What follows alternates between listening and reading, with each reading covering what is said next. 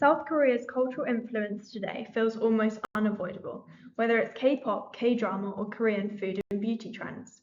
Our GeogMeet is focusing on the cultural phenomenon of the Korean wave.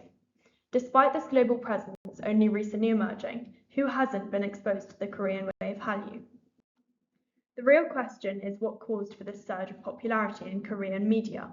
In 1953, after the Korean War, South Korea was one of the world's poorest nations due to decades of Japanese colonization. It is very important to acknowledge that Korea's background consists of many setbacks economically. This shapes the reason why Korea had the resilient drive to expand economically, and this is highlighted through the success of Hallyu. Today, South Korea is the world's 12th largest economy.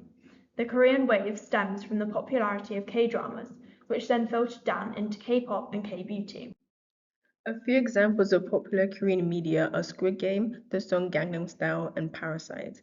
These were all global sensations. However, there are various factors within South Korea's history that participated to the evolution of Hallyu. First, in the 1960s, there was essential growth in the Korean cinema, particularly following the release of the movie The Housemaid. Some critics say that this movie changed the trajectory of Korean cinema completely and began the golden age of K-dramas.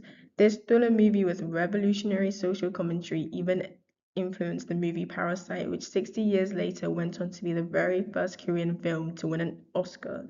South Korean movies suffered from a vast amount of government censorship as a method of resisting globalization until after Park Chung-hee's assassination. So in 1984, the motion picture law allowed more independent productions and more collaborations with Hollywood companies. In the 1990s, chaebols like Samsung moved into films along with CG Entertainment and Lot.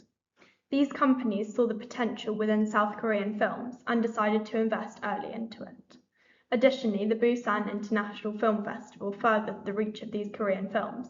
Now, South Korea's film industry had the necessary investment, funds, and most valuable of all, the passion, which then led them to make box office hit after hit. The first wave of Hallyu, which originated from TV dramas. Whereas the second Hallyu wave, 2000s to present, is TV dramas but also Korean pop music, and it uses mostly social media to spread its influence. For example, BTS is one of the most influential bands in the world. On Spotify, they have over 2.2 billion streams for their song Dynamite, and in both 2020 and 2021, they were the Global Recording Artist of the Year. One of the reasons why K-pop is so popular is due to the fan cultures that the fans portray.